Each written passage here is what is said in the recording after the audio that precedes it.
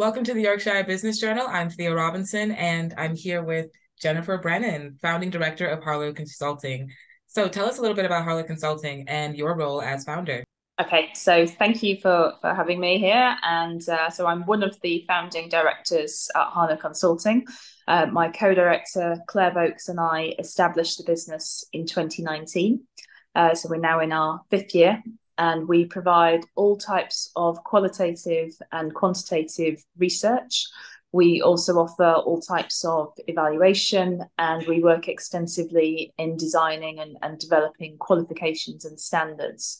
So we work pretty extensively in the education sector.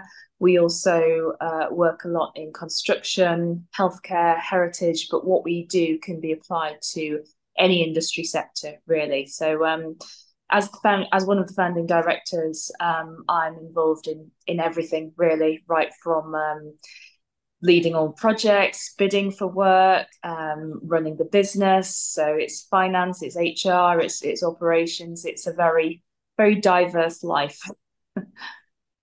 Okay, so could you briefly discuss why in-depth research was the product you guys chose to go with? Yeah, so Claire and I have worked in research for a long time together. So both of us have over 15 years experience of conducting research in different formats, in different types for different clients.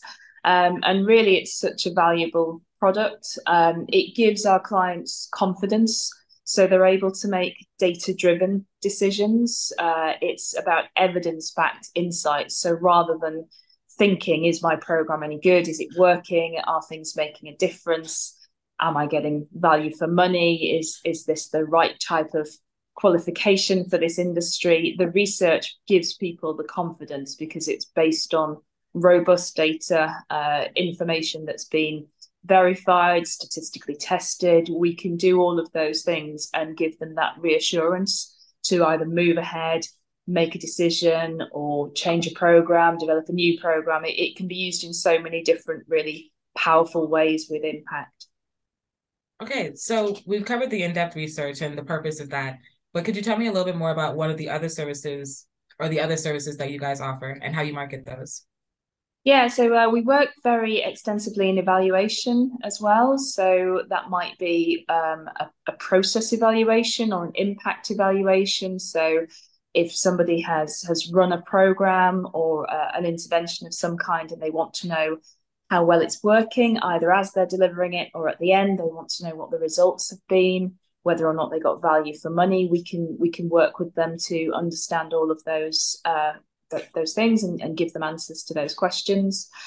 We can look at processes, so we can help people understand if they're actually operating in the most efficient way, in a way that's going to enable the program to be successful. We do a lot more kind of general strategic support for our clients, so consultancy that would help them develop strategies, business plans, action plans, help inform communications campaigns, lots of different things that we can do. And we also write national occupational standards, apprenticeship frameworks, and we can design a lot of training materials and training courses. So yeah, as I said at the start, it's quite varied, it's quite diverse in terms of in terms of what we do, and we market those services in different ways. We have quite a few case studies on the website. We have a LinkedIn page where we share what we're doing. We work with companies like yourself who are good enough to give us a voice. So we also tender for a lot of work. So a lot of our work comes through writing bids. So we're on various frameworks, government department research frameworks that commission work. So yeah, a few different approaches that we use. It's interesting because it's like your marketing follows in the same line of the products and services you provide. It's dipping into every single bucket just to make sure you cover all your bases. Yeah.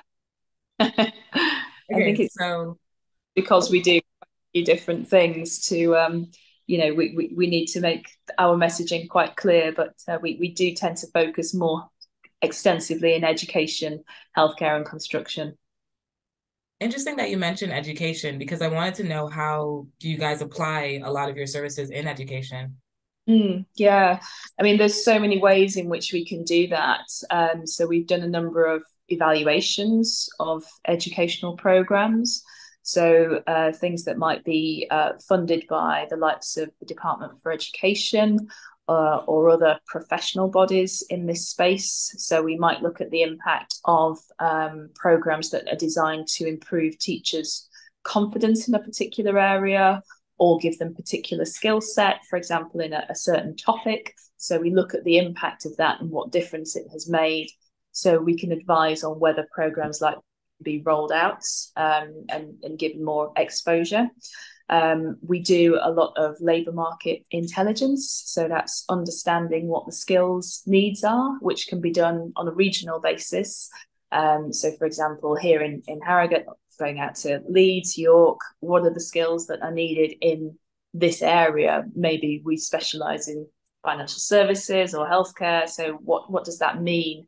And therefore gives insights to colleges, to curriculum designers to say this is the direction travel. This is what we need to focus on, whether that's computing, AI, all sorts of things. So we can look at future skills as well, not just what's needed now, but an element of horizon scanning. What will that mean for the future? What do we need to be teaching young people today, right now, so they are ready for the workplace of the future?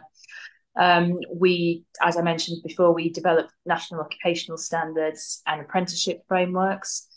So they are great at tapping into, again, industry needs, just making sure what's designed in those things are actually reflecting the needs of those businesses, and that there isn't a disconnect between what the colleges are teaching and what employers are actually looking for.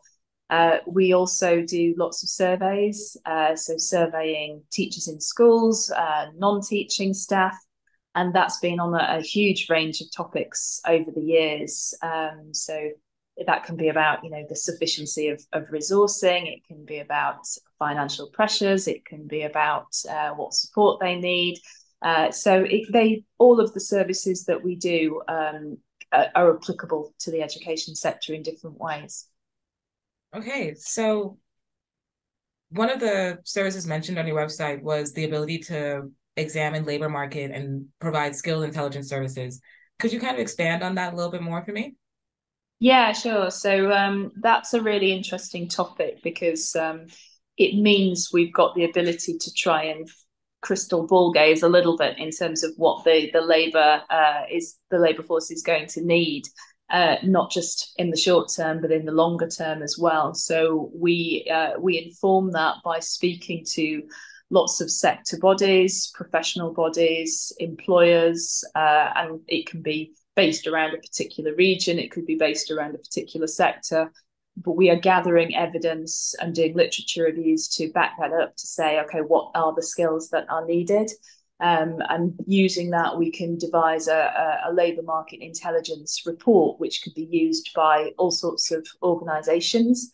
It can be used by employers to design their own training programs. It can be used by local authorities who use it to inform funding decisions. It can go around to curriculum providers. So it's really, really valuable information about making sure the labour market is being trained and appropriately skilled in the right direction. Okay, so finally, I need to know, you have all of this research, all of these data analysts. It must come in handy when it comes to running this business. So how does operating in this specific field help your business, and where do you see it going in the future? Well, we've got a lot of ambition for the future direction of the company.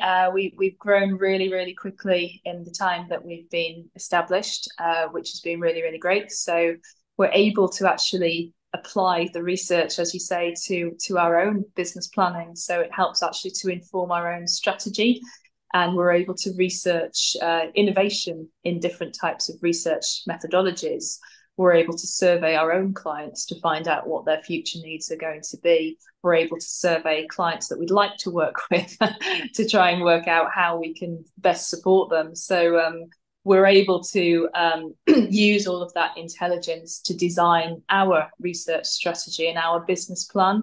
So the future for the company, we are looking to continue growing, so bringing in more more researchers, research managers, data analysts to really strengthen what we do.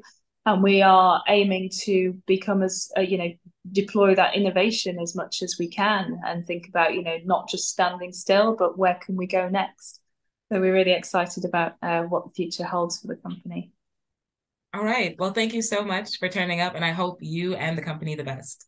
Thank you. Thank you. Nice to see you. Nice to meet you. You.